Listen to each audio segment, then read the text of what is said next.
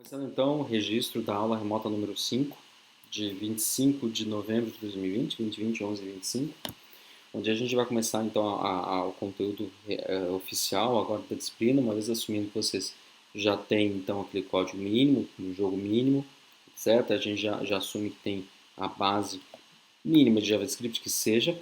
Então, o ponto de partida, eu sempre falo que tem muita documentação interessante na internet, tem muito conteúdo legal, tudo muito bacana, mas, opa, extrapolou um pouco, deixa eu reduzir agora, mas se ainda existe um documento que eu uso como ponto de partida, já que vocês já viram protocolos ou estão vendo protocolos, então já devem se habituar com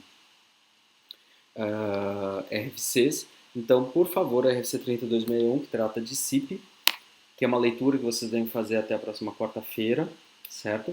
Os itens, depois eu vou colocar na descrição, tá? Mas só para deixar claro que são os itens 1, deixa eu colocar aqui, já abri também, 1, 2, 4, 5 e 6, 7, 7.1 e 7.3. Eu vou falar brevemente só sobre eles agora, então é só para fazer uma leitura até lá, para a gente já não perder tempo em relação a isso, tá? O que eu vou fazer hoje em relação aos repositórios, hoje ou pelo menos até quarta-feira, é ler os repositórios de vocês, fazer uma correção e já devolver o quanto antes. Então eu quero fazer entre hoje e amanhã isso. O que interessa, antes de mais nada, é entender que o SIP vem de uma herança do SMTP, do FTP que gerou HTTP. Então são protocolos onde eles são protocolos baseados em texto, onde a gente pode empilhar alguns cabeçalhos, como a gente vai ver lá na frente. Então, o formato é que ele seja o mais legível possível, não só para a máquina, mas também para o homem, para que ele possa fazer a leitura e o entendimento. O SIP, se por um lado ele é bastante flexível e ele pode ser adaptado para vários cenários, por outro lado, talvez a sua forma aqui na questão de operação, talvez ele se mostre complexo justamente por causa disso. Porque inicialmente, se for ler a versão 1.0, que esse já é o SIP 2.0, a versão 1.0, se for ver no histórico lá, inclusive no finalzinho dos anos 90, o SIP foi concebido mais para aplicações de videoconferência do que para telefonia IP. Só que como ele se mostrou muito flexível e facilmente, quando eu digo facilmente, eu posso fazer mínimas alterações, tanto é que essa 2.0 não é tão distante da primeira versão, eu consigo fazer algumas modificações de forma que ele possa atender a vários cenários. Não à toa, ele é usado primariamente em grande parte dos cenários, LTE, NGN, etc., porque ele consegue se adequar muito bem, ele consegue trabalhar com vários tipos de servidores, vários tipos de agentes, então ele não é apenas um cliente-servidor, ele é uma estrutura baseada em agentes, onde uma aplicação ou um serviço ele pode se comportar como cliente para uma determinada sessão, mas pode se comportar como servidor na medida em que ele responde a requisições. E aí tem aquele formato de requisição e resposta, que é a herança do HTTP.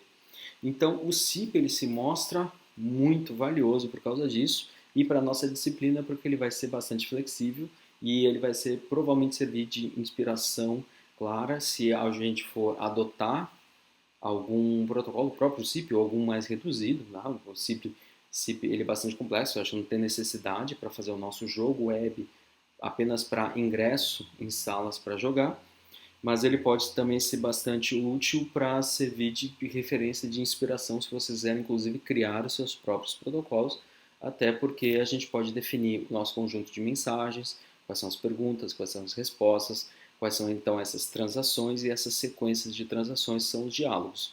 Mas, essa lógica, então, justamente que eu quero que vocês deem uma olhada, porque esses itens aqui, 4, 5, são bem interessantes para eles explicarem como funciona o CIP, tá? Tem algumas figuras, claro, no modo texto, isso aqui é uma RFC, e depois só ver os itens 7, 7.1 e 7.2 para saber como é que são as mensagens, essas trocas de mensagens. Isso é a tarefa que fica para a próxima quarta-feira, leiam isso, e daí a partir de lá eu vou começar a montar alguns cenários, rodar algumas aplicações, como eu sempre falei, só para a gente fazer alguns experimentos, e depois já ir colocando, agregando Isso, mas a parte de sinalização é única, que ela vai demorar um pouco mais, porque ela conceitualmente ela tem um pouco mais de conceitos, não de complexidade, mas só de conceitos, e depois a gente vai ver mais na parte de mídia, também talvez a gente vai consumir ali de 3 a 4 semanas para desenvolver, para que a gente possa ter, então, sinalização até o transporte de mídia, ter tudo na nossa aplicação e conseguir entender bem a teoria e transpor isso para a prática. Mas, a princípio, é só isso. Leiam esses tópicos, volto a dizer, eu vou colocar na descrição e depois eu vou fazer as referências. Então, por isso, por hoje, é um vídeo bastante curto, onde eu vou fazer a correção da entrega 1.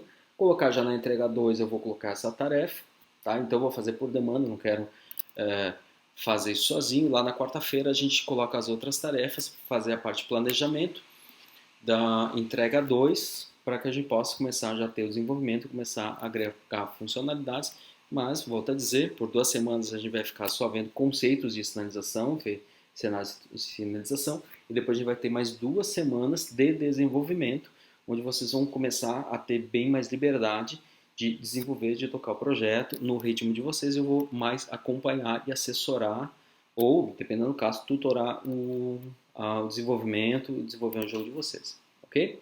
É isso.